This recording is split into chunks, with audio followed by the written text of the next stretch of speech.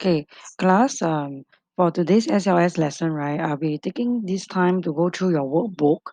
Okay, so it's actually theory workbook A. So let's take a look at page 43. Okay, page 43, right? Okay, you're required to do a few questions. So let's take a look at question one.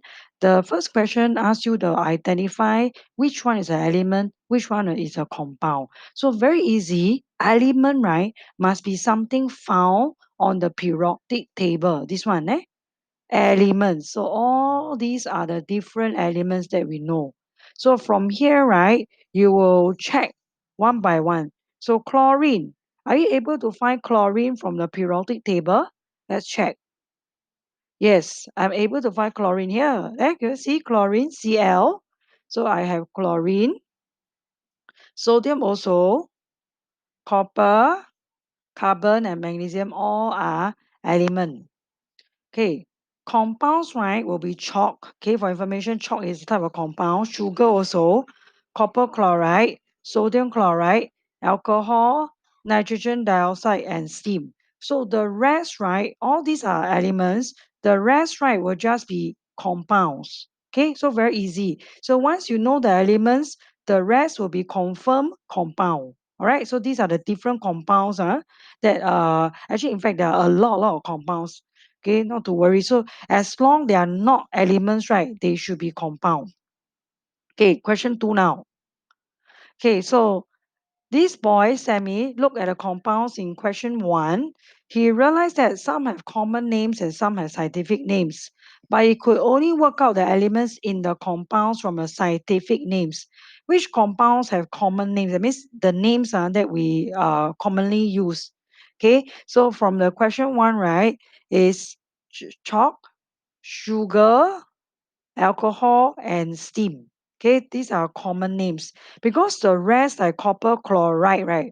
This copper chloride, you can, it's quite obvious, it's actually the elements copper and chlorine combined together. Okay, so this is what we meant by chemical name. Sodium chloride, nitrogen dioxide. No, you can see it's like making our elements. So these three are chemical names or scientific names. So that's why they ask you for part B, which compound has scientific names or chemical names? This will be the one. See, sodium chloride is sodium plus chloride. Nitrogen dioxide is actually nitrogen and oxygen combined together. Copper chloride is actually copper and chlorine. Take note, I think there's a typo here. Should be sodium and chlorine. Please take note, this one should be chlorine. Okay, but after they combine, it will give me a new name called sodium chloride. Okay, question three now. When metal magnesium, so remember the magnesium ribbon? Thanks to Yi Xing, she sent us the video. The magnesium ribbon, right, burns in oxygen and give me a bright white light. Okay, very bright light, very glaring. And a compound white color solid is being formed. So what's the name of the compound? It's called magnesium oxide because magnesium plus oxygen give me a new substance called magnesium oxide, which is a compound because a chemical reaction has taken place. Now, for part B, complete the following table to compare the state and color of magnesium oxide and the elements that make it up. So you can see that property here. I have magnesium, I have oxygen, and then when they combine, give me magnesium oxide. So magnesium is a solid, oxygen is a gas, but when I produce the product, right, the new substance is a solid. And then for magnesium, the color is silvery or gray. And oxygen, right, is actually colorless, no color. You cannot see oxygen gas one. It's transparent. And when I form the magnesium oxide, right, I can see that it's actually a white solid.